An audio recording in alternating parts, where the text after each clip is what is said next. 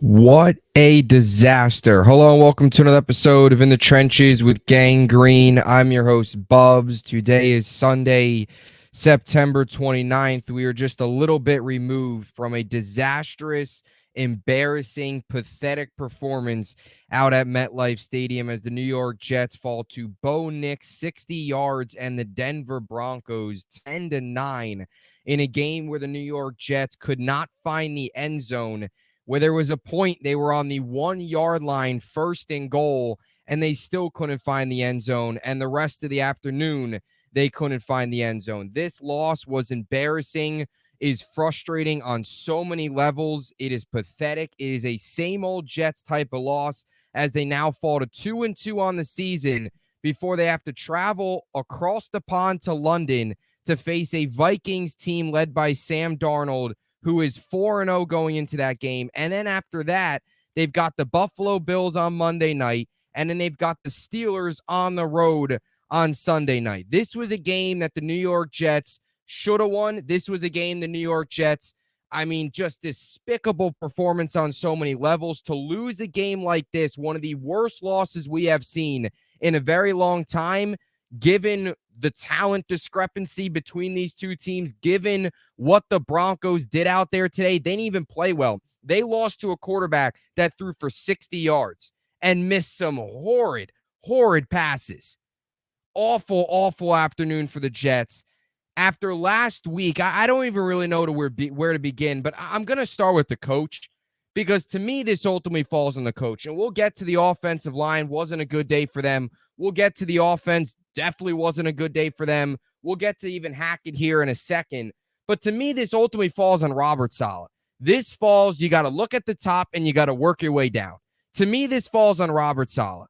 This is a New York Jets team that came into this game 2-1, but more importantly, came into this game after a 10-day break between their win against New England on Thursday night and in this game today out at MetLife Stadium. They had 10 days to prepare for a Denver Broncos team led by Bo Nix and very little talent around him.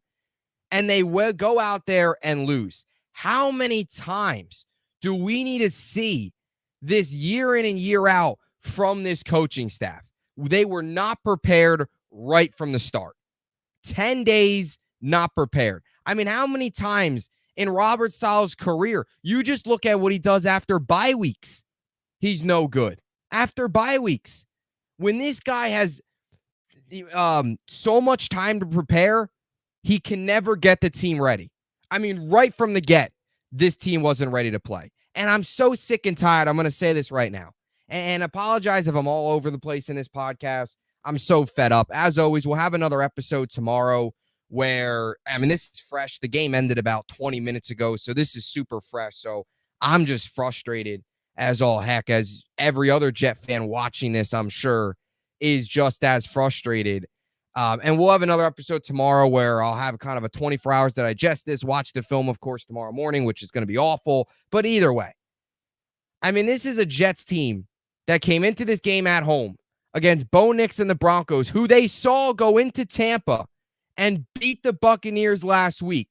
They saw what they did. They saw a hangover game, a trap game happen in Tampa Bay.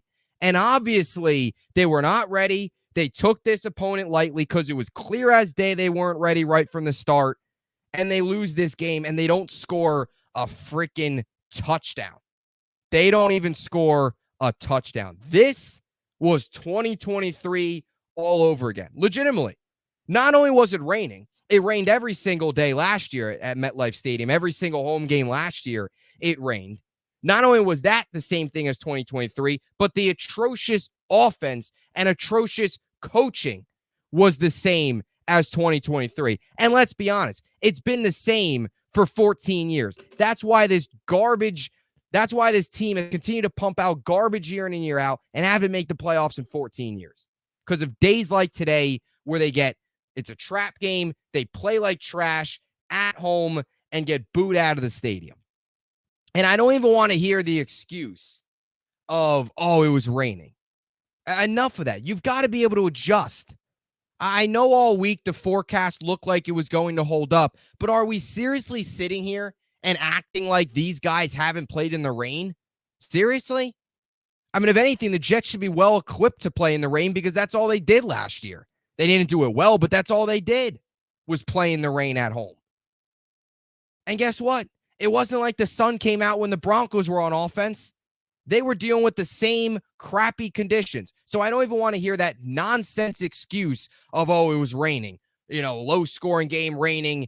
No, that's nonsense. Nonsense. This falls on coaching. This falls on a putrid offensive performance led by Nathaniel Hackett. And I will say this.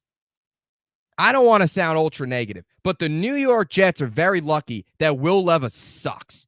Because if Will Levis doesn't suck as bad as he did in week 2, this is a New York Jets team that would be staring down a 1-3 record right now, going into games against a 4-0 Vikings team at the time of this recording, a still 3-0 undefeated Bills team, and in a Pittsburgh Steelers team who I know they lost today, but a 3-1 Steelers team on the road, one of the most difficult environments to play in 3 weeks on primetime.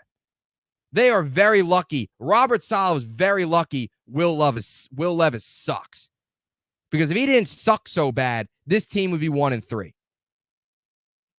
I mean, so pathetic on so many levels. You go into last week on a short week. You beat up on New England. Offense looks great. 10 days to prepare for Bo Nix. Bo Nix. He throws for 60 yards and the Jets find a way to lose. They find a way to lose. Last week I came on this podcast and I said that the New York Jets erased the same old Jets type of narrative. And I jumped the gun and I clearly did because they proved us all wrong again. But last week I said same old Jets narrative was erased. They beat up New England. Our Hall of Fame quarterback knocked up. For years it was their Hall of Fame quarterback knocking around our version of Jacoby Brissett, and it was vice versa, right? It was switched finally. The New York Jets destroyed the Patriots on primetime. How many times have we seen that? Like the same old Jets narrative was squashed. They dominated on primetime. Rodgers looked great, all this stuff. 10 days to prepare, and look at us. Same old freaking Jets. Same old crap. Same old crap, different year. Team with a Hall of Fame quarterback, Aaron Rodgers, and somehow they lose to the Denver Broncos. And I just can't fathom what went on in this game. I mean, it is remarkable how bad they played today. And it falls on the coach. How many more losses do we need to see in the Robert Saleh era that just make you cringe? I mean, how many more times do we need to see losses where the Jets have ample time to prepare and they fall apart? I talk about the bye weeks. Look at Saleh's record after bye weeks. For some reason, this guy, you give him time to prepare and he never has the team ready to play. They weren't ready from the get-go.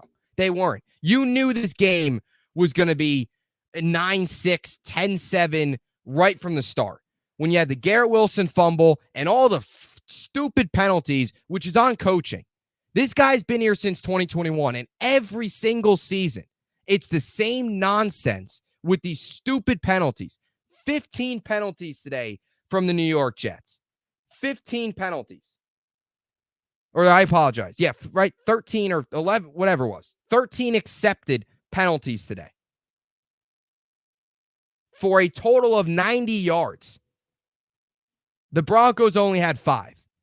And I know the one penalty on Allen Lazard was ridiculous. It was stupid. The dumb finger guns. No fun league. That's ridiculous. I mean, the NFL should be ashamed of themselves. That's a freaking penalty. That's stupid. But outside of that, the other 12 that got accepted, those were legitimate penalties.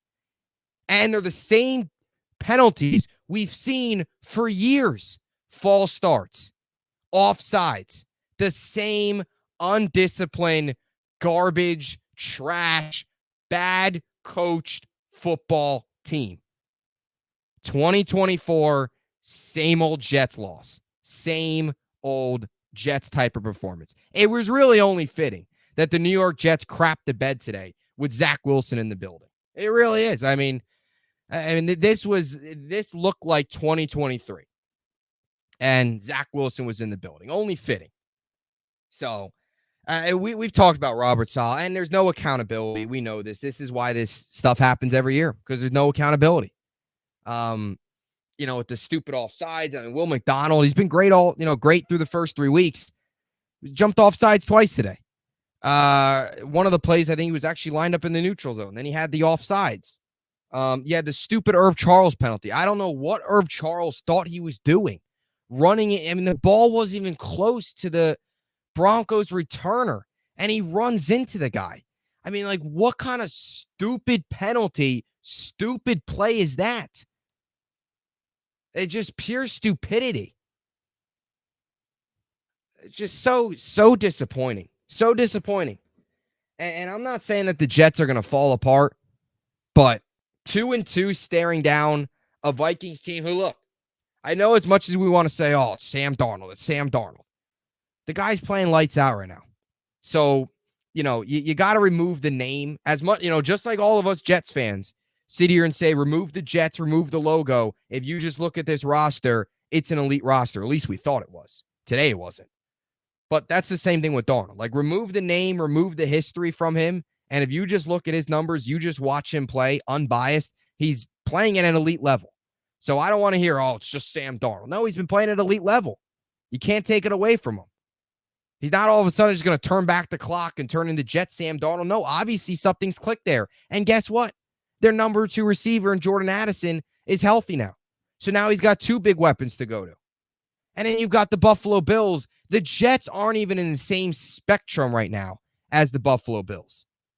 Even if they won today, you could still make that case. That's how good the Bills have been. They've been the best team in the NFL. So that's not even so much the Jets playing bad. That's just the Bills playing so well. But my point is, the Jets had this soft part in their schedule. Tennessee, New England, Denver. You had to come out of here with 3 wins. And to lose the way they did today, it's not even that they lost. It's the way they lost. It's the same pathetic garbage performance we've seen for decades now. If this was a 31-28 game and Bo Nix just had a huge day, you tip your cap. It is what it is. I'm sure we'd be sitting here talking about the defense, but the Broncos suck. They didn't even play well today.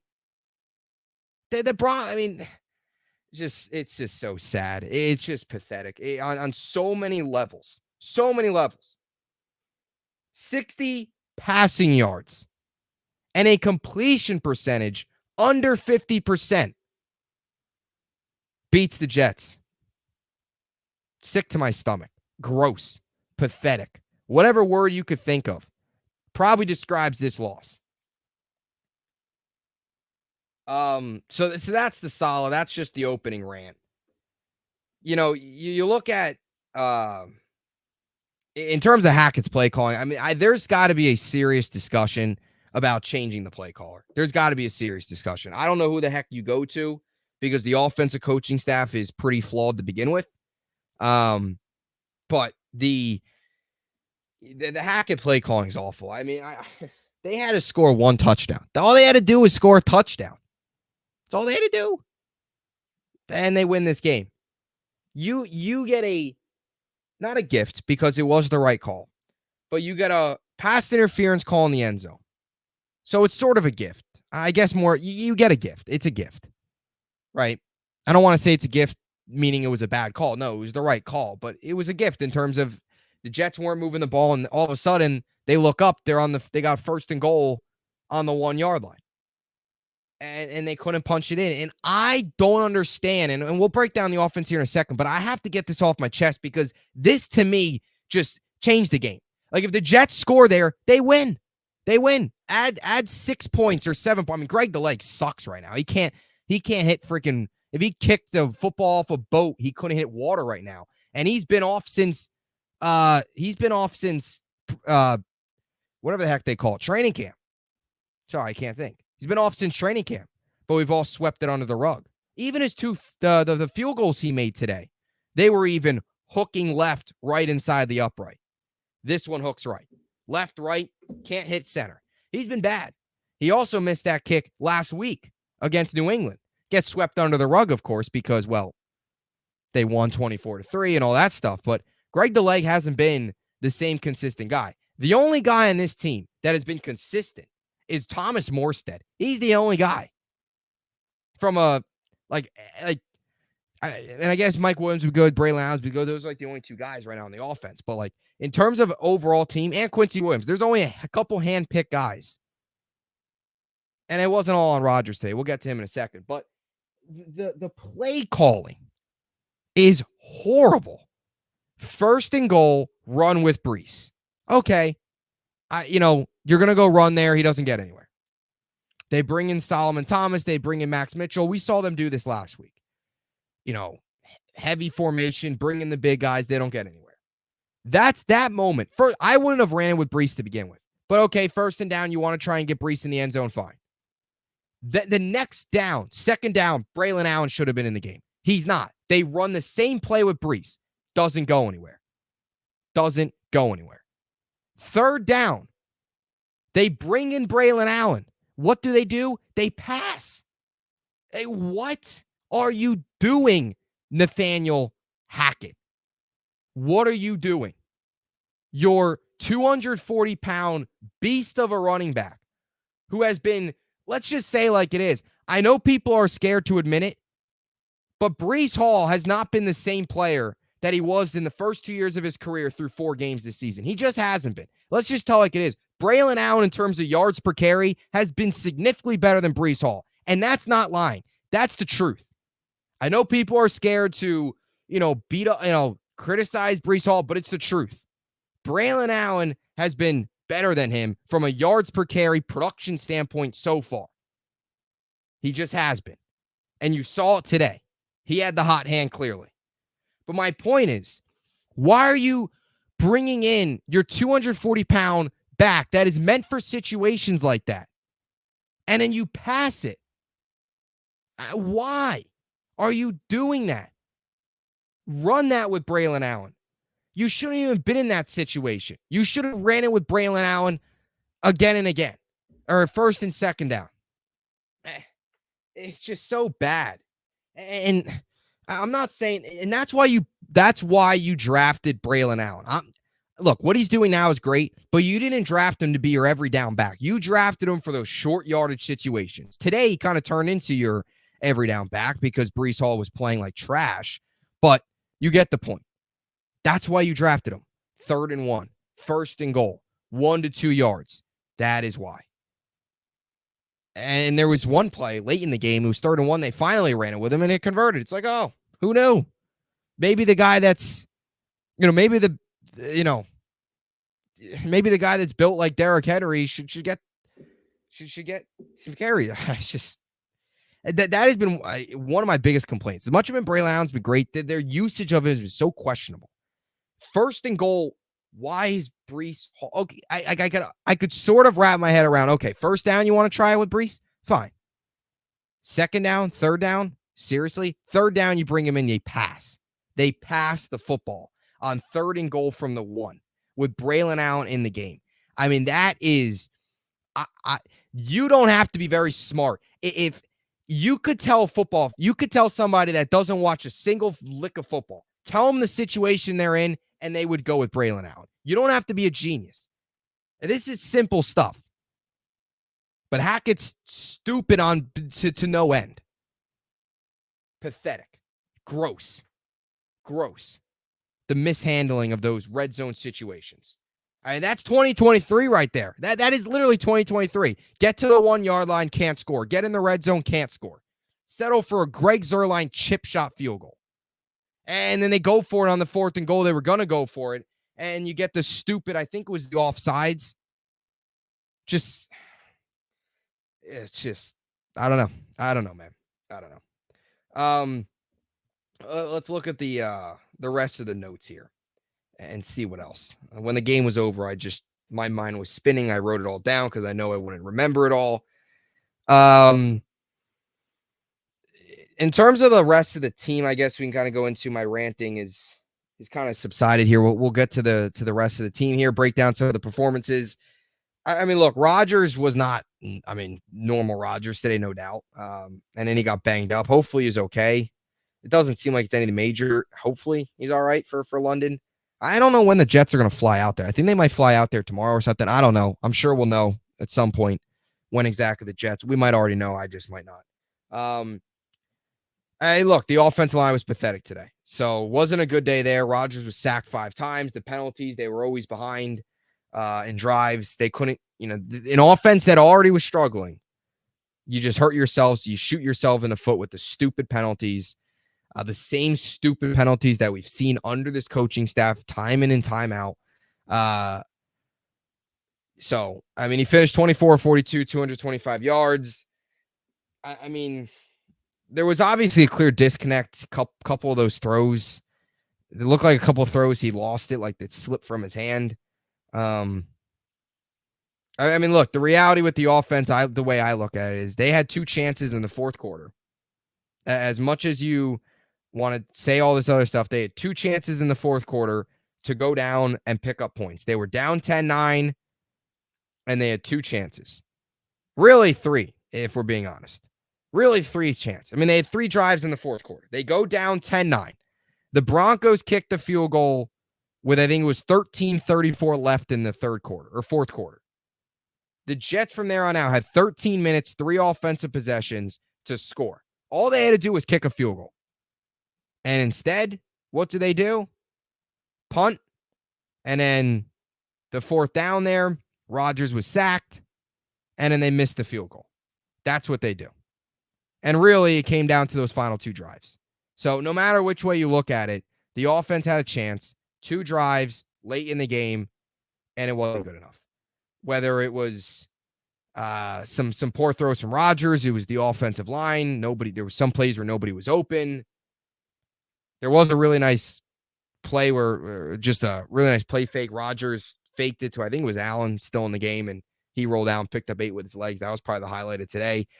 To be honest, a lot of it was bailed out by Mike Williams. Mike Williams bailed this offense out at times today. I mean, it could have been real bad if Mike Williams didn't make a couple of the plays that he made today. There was a lot of times where pocket collapsed, nobody was open. Rodgers rolls out and just throws up, not a prayer because Mike Williams was open. It wasn't like he was triple covered and he just found a way to call it, but where he just was rolling out, threw across the middle on the run, and Mike Williams was there. So there was a couple of those plays where they got lucky. There could have been significantly less yards in this game. I don't know, man. I don't want to panic with Garrett Wilson, but look, this Jets, I guess I'll get right to it. I'll put it bluntly. This Jets receiving core needs help. It does. They need help. Garrett Wilson right now is, and I know people are going to be afraid. You're going to be afraid to criticize Garrett Wilson and Breece Hall. You can't criticize them. But look, that's what we do on this podcast. Welcome to the New York market. Welcome to the New York market. They both deserve criticism. Breece Hall was terrible today. And not that Garrett Wilson's like playing bad. He's just not getting open. There was the one play where when Rodgers got sacked on the 4th and 10, or maybe it wasn't the 4th and 10. It was the 4th down before, it was the 4th down, the drive before the Will Lutz missed field goal, I think it was. Or maybe it was one of the other drives. I forget. It might have been, no, it was that drive. It was the drive prior. It was the drive right after the Broncos kicked the field goal. Garrett Wilson was open in the flat. Rodgers didn't look his way. He ended up getting sacked. Jets then had a punt. That was the drive right before those final 2 drives of the game where they ended up missing on 4th down. Rodgers, of course, got sacked and then the missed field goal. So there was that play where he was open. There are times where Garrett's been open. Rodgers doesn't always see him. There was a play where Rodgers wanted to get it to him, but he couldn't. He got sacked.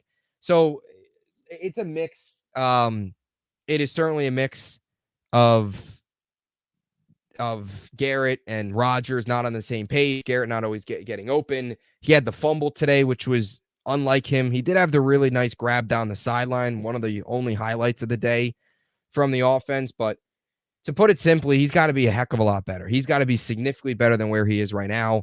This is a guy that put up 1,000 yards in back-to-back years with awful quarterback play. There's no excuse why he should be only racking up 5 catches and 40 yards in a game against a Broncos team that wasn't doing anything productive as well. And look, I don't care. It's the number 1 corners. I don't. I don't. If he wants to be considered, as an elite receiver, you got to go out there and step up against these number one corners. And there was a lot of times where Pat Surtain had him bottled up. There was. So he's got to be better. They both got to be better. They both got to connect more. I mean, it just right now, it's just not. I mean, it's not good enough. I mean, the play on one of the last plays on the drive. I think it was the drive, the second to last drive they had. He was across the middle. He's got to turn and look. He's got to look at the ball. He was just running upfield. Rodgers throws it to him. If Garrett looks, he probably catches it, but he wasn't looking. So I don't know what that was all about. He's got to look. But I mean, look, this team, like, I don't want to panic, but this team could use a Devontae Adams. There's no other way to put it. And Mike Williams was great today. Lazard, did some good things, but outside of like Mike Williams, Lazard, and Garrett Wilson, even outside with Garrett Wilson not playing up to his standards, Mike Williams just getting into the groove of things. I mean, those are the only three receivers today that really got involved. You can't have that. You also barely Malachi Corley's nowhere to be found. Gibson only had one grab today. So the Jets got to find a way, I think, to dig a little bit deeper in their repertoire to try and put a jolt sometimes to this offense, because right now it's pretty one-dimensional. I mean, it was for a couple weeks there, it was just Lazard. Now today, Mike Williams stepped up, but now that teams know Mike Williams is going to be healthier, they're going to start to put more attention to him. And that's Garrett's already gets a ton of attention. Mike Williams is going to start to get more attention if he continues to do things like he did today, especially if he kind of becomes that safety blanket for Rodgers. Teams are going to try to eliminate that as best as can, so where Rodgers can extend and have success on those plays. It's brutal, man. It's brutal. Even I thought Conklin today, I mean, I thought Conklin actually did better than what the stats tell you. He only had 4 catches for 17 yards. I feel like that's off. I thought he did better, but I could be wrong. I mean, I could be wrong. It was an awful day for the offense. I'm not going to sit here and say it's all on Rodgers. I mean, he certainly didn't have his best day. There was certainly some throws that he missed. Certainly, some plays where he probably should have made. But he also didn't get much help. The offensive line was awful. There was the drop. Brees had the drop. Garrett Wilson had the fumble. And I didn't quite understand what Garrett was doing there. It was a third down at 18 or something. Just go down. Yeah, you got 3 guys. Just go down. Just be smart there. That's understanding the conditions, understanding the point in the game. It's the first quarter. It's the first drive of the game. Just go down. There's no need to try and gain an extra 2 yards. There's just no need. And I know, the Broncos, of course, ended up punting it back to the Jets because, they took, I think there was a penalty and maybe a sack. I forget. But just go down there. Just go down.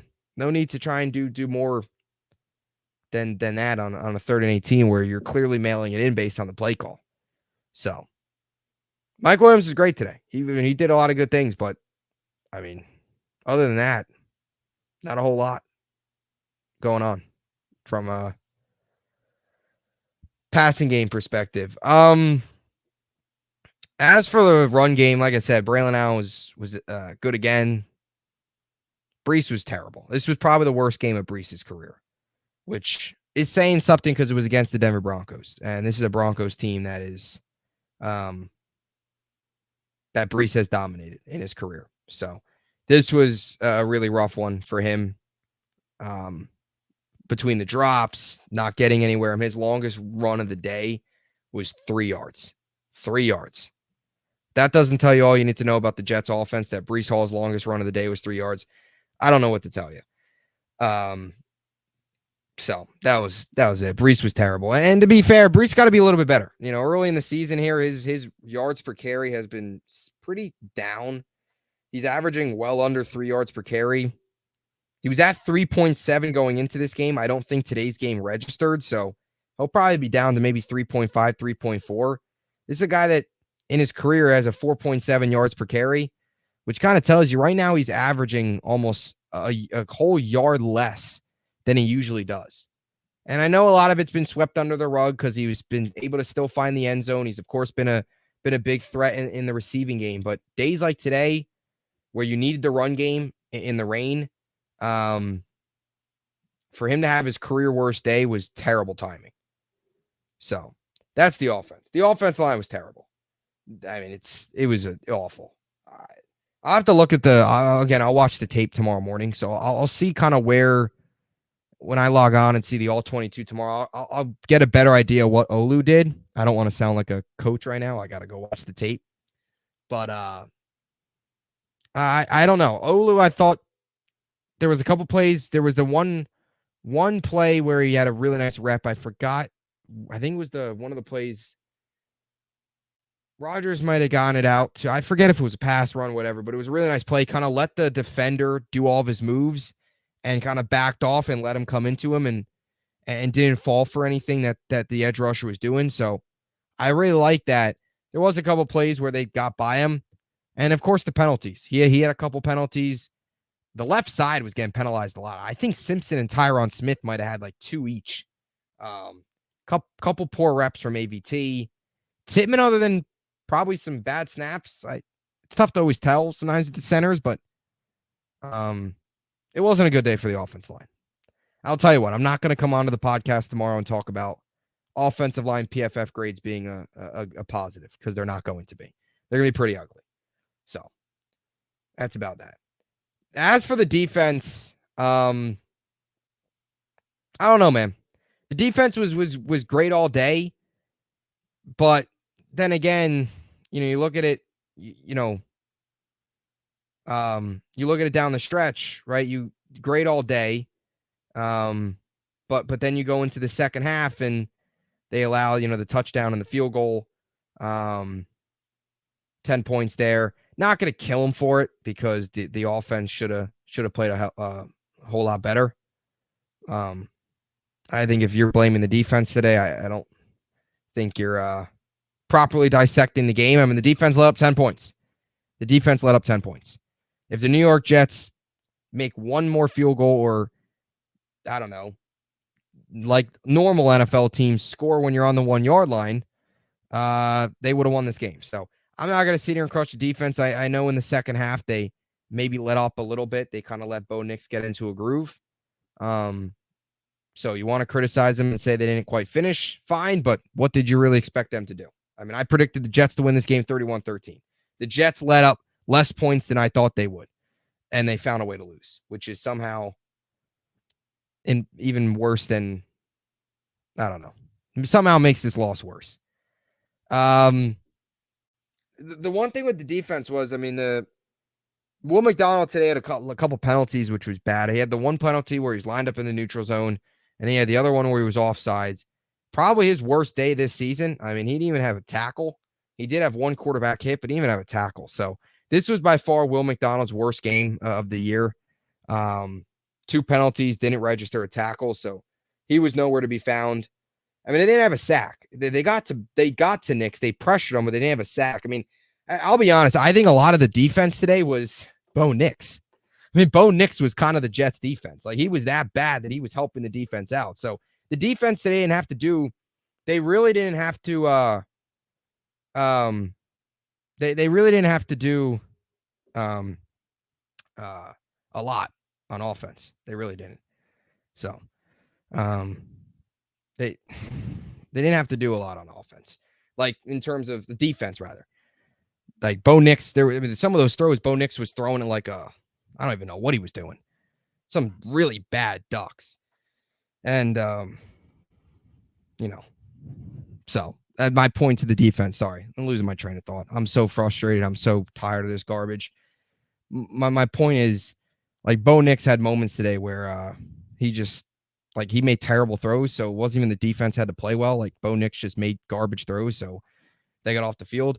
I will say Quincy Williams is a monster. I think he's the best linebacker in football. I mean, he is so good. He impacts the game every single week. And,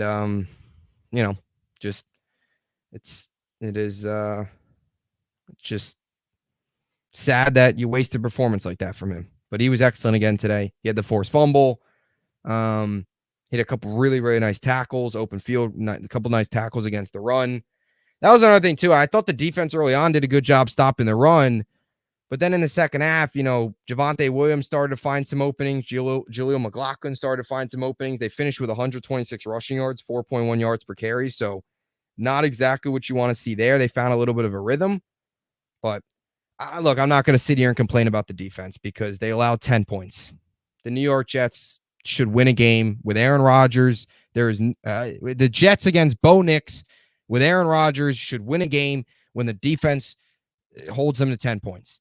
I mean, we've talked about for years now that what was it last year? The stat of the Jets, the Jets offense, whatever it was, with whatever. The stat was something about, the Jets defense holding teams to a certain amount of points. I mean, if you would have told me yesterday or even this morning that the New York Jets hold the Broncos to 10 points and Bo Nix only has 60 passing yards, I would have probably told you this. Yeah, this is at least a 2-score Jets win.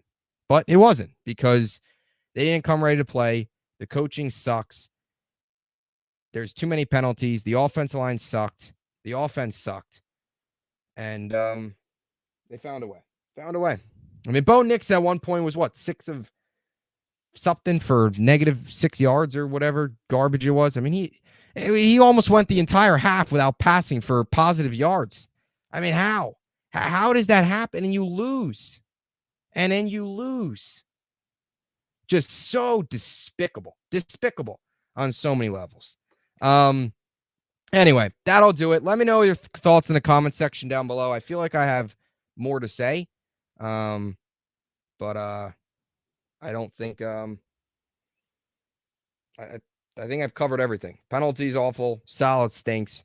When you look at this team, you got Minnesota coming up. A 4-0 team that just went into Lambeau and beat the Packers with Jordan Love back into the mix. You want to sit here and tell me, oh, it's just Sam Darnold? Fine. You can sit here and tell me it's just Sam Darnold, but this is also a Sam Darnold that went out there today and threw for another 3-touchdown performance. And on the season now, he's got 11 touchdowns. So you could sit here and tell me all you want about, oh, it's Sam Darnold, it's this, it's that. Well, what I view it as is a 4-0 team with a quarterback that has found something that is working, a team with legitimate 1-2 punch a receiver, and it's one of these stupid London games where you got overseas, which I will admit, you never know with these London games.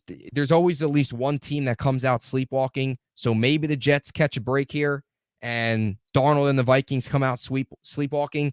I mean, if you want to look at this from an optimistic view, the Vikings haven't had that one letdown loss. They've been riding this high.